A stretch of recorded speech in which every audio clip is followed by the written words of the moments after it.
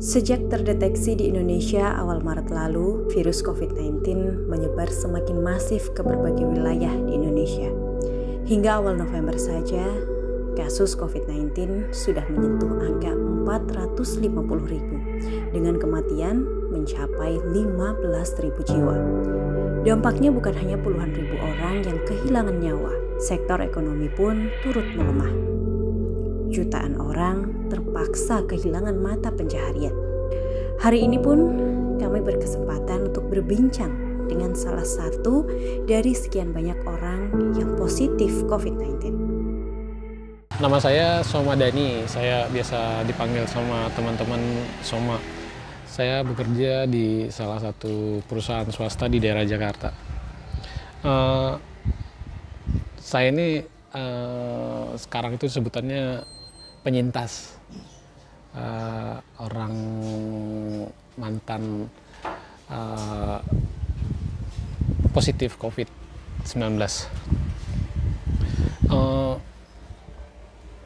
Saya divonis positif itu awalnya di awal bulan September karena kebijakan dari kantor itu setiap karyawan itu wajib untuk menjalani tes rapid atau swab setiap hampir 2 minggu sekali. Nah, pas waktu di tanggal 3 bulan September itu saya mendapat perintah dari kantor untuk mengikuti tes rapid. Seperti biasa saya jalan ke kantor dan ikut rapid, dan untuk tanggal 3 itu saya sudah rapid yang kelima kalinya. Sebelum-sebelumnya hasilnya selalu non-reaktif. Nah, pada tanggal 3 itu hasilnya mengejutkan. Saya sendiri terkejut, hasilnya itu reaktif. Setelah pihak manajemen kantor mengetahui saya reaktif, akhirnya saya diarahkan untuk melakukan tes lanjutan, yaitu tes swab PCR gitu. Setelah tes PCR itu hasilnya positif gitu, dan akhirnya saya karantina mandiri sih sebenarnya, karantina mandiri, tapi akhirnya karena sifatnya COVID ini yang menular gitu dan ada kebijakan yang harus karantina, saya akhirnya lapor ke pihak kesehatan setempat, puskesmas, Pak RT dan keluarga gitu, dan tetangga gitu, dan keluarga dekat saya. Akhirnya setelah saya laporkan, yang saya khawatirkan sebenarnya adalah tanggapan dari para tetangga gitu, karena kan kalau banyak orang yang berpikiran bahwa penyakit ini sangat bahaya gitu kan, dan banyak yang tidak bisa menerima tidak semua orang bisa menerima itu dengan pikiran yang sama gitu. Akhirnya support yang saya dapat selama karantina itu, yang saya alami pribadi, sangat baik dan positif gitu, terutama dari tetangga di sekitaran tempat saya tinggal itu sangat mensupport kami sekeluarga gitu, karena saya sendiri yang karantina mandiri di kamar, tidak keluar kemana-mana, sementara keluarga saya, istri dan anak saya juga tidak keluar rumah gitu. Jadi otomatis istri saya itu tidak bisa beraktivitas kemana-mana, tidak bisa keluar rumah gitu. Jadi tetangga itu mereka itu mensupport. Kadang-kadang kita pagi-pagi gitu ada yang dari depan rumah itu ada yang ngasih, ini ada, ya kita dikasih logistik, dan itu support mereka sangat baik gitu, dan rata-rata memberi semangat itu salah satu poin yang sangat membantu juga sih, karena awalnya saya dan istri itu khawatir sekali sama tanggapan tetangga gitu, takutnya kita memang tidak diperbolehkan karantina di rumah, tapi alhamdulillah mereka support dan hasilnya ya sangat baik, dan pada saat ini saya juga ingin sangat terima kasih pada mereka gitu. Nah, untuk support keluarga ya sama lah ya, keluarga juga mensupportnya sangat positif, itu banyak yang dibantu juga dari mereka. Cuman keluarga-keluarga saya memang kebetulan jauh dari saya, maka mereka tidak bisa tiap hari juga membantu seperti memberi logistik gitu. Tapi doa dari mereka dan kadang-kadang ada WhatsApp, SMS, telepon dari mereka itu sangat membantu juga sih, membantu meningkatkan imun kita, karena dengan begitu kita tidak akan merasa stres, kepikiran gitu. Ini kan menambah daya tahan tubuh juga gitu.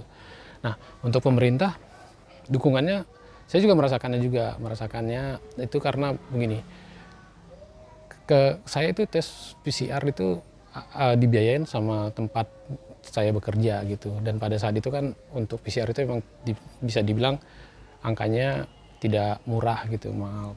Tapi kan ada kewajiban ketika satu orang di dalam keluarga kita positif COVID, keluarga-keluarga kita yang lain juga harus ikut dites gitu. Sementara pihak ke perusahaan tempat saya bekerja itu tidak memfasilitasin itu, dia hanya memfasilitasin employee-nya saja gitu, karyawannya saja, sementara keluarganya tidak gitu. Jadi yang mensupport itu adalah pemerintah melalui puskesmas gitu. Jadi pihak puskesmas itu datang ke rumah saya,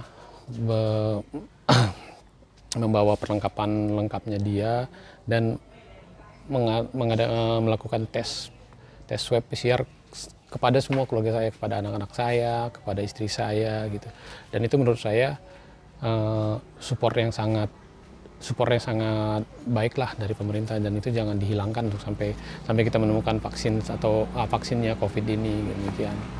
Dan yang saya rasakan selama karir itu sebenarnya tidak ada gitu ya, maksudnya saya itu sebenarnya normal-normal saja gitu, tidak ada seperti kalau orang batuk tenggorokannya sakit gitu, orang pusing kepalanya sakit, orang yang diare perutnya sakit gitu. Kalau saya sih selama menjalani karir itu tidak merasakan apa-apa gitu, tidak ada sama sekali. Perasaan badan saya itu normal-normal saja, tidak ada seperti demam, hilang perasa, atau badan pada lemah, lemes, tidak ada. Jadi normal-normal aja, cuman saya tetap menjalani protokolnya, saya karantina mandiri, saya makan teratur.